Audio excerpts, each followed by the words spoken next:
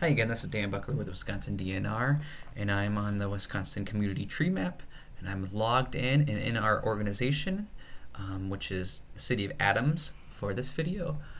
And I'm going to show you how to explore some of the graphs and charts that help tell the story of what's going on in your organization's urban forest.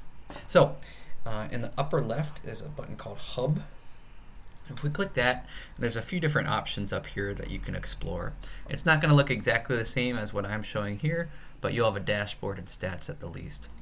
So dashboard are just some really handy, quick graphics to understand what's going on here. So there's 1,009 trees in this organization, the City of Adams.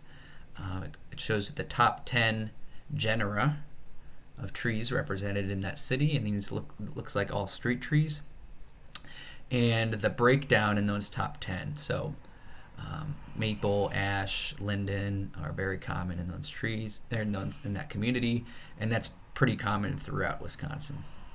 This will also show you the trees by diameter at breast height, DBH, and we see that breakdown, and they have a lot of young trees in the city, so they've been very actively planting trees in Adams. One handy thing is that you can get this information in pie form, num num num, but you can also do a bar chart or tabular, which is just kind of like just pure numbers. You can also export the graphics as images, as the data, or just print it. So that holds true with this one as well. So then moving on to stats, and we have this called by the numbers. So this will just give you the quick numbers of something that you might be interested in. So I had already looked up sugar maple. So how many sugar maples line the streets of Adams? This is our state tree of Wisconsin, and they have 10.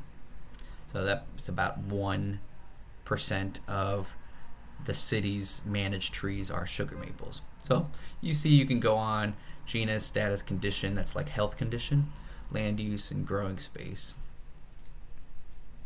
There's also charts and graphs. So these are just more examples of things you saw on the dashboard, so different graphic representations of some of this data.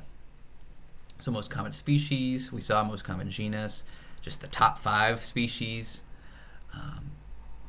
So maple is super well represented, but actually the top species is crab apple. And then last thing I want to show you the ecosystem benefits. So if you click on an individual tree anywhere in your map, this is a box elder, there's this button for eco benefits, and I don't know why that popped up, but there's this button for eco benefits, and it'll give you like a rough breakdown of the estimated services that tree is doing for your community. So stormwater management, so keeping some water out of the sewer system, adding to property value, energy conservation because of like shading and blocking winds in the winter, air quality improvements, and then carbon sequestration and storage. So at any individual tree, you'll be able to see those benefits. And then over here, ecosystem benefits tab is compiling all that from your organization of interest and saying, like, in totality, what are these trees doing in this community?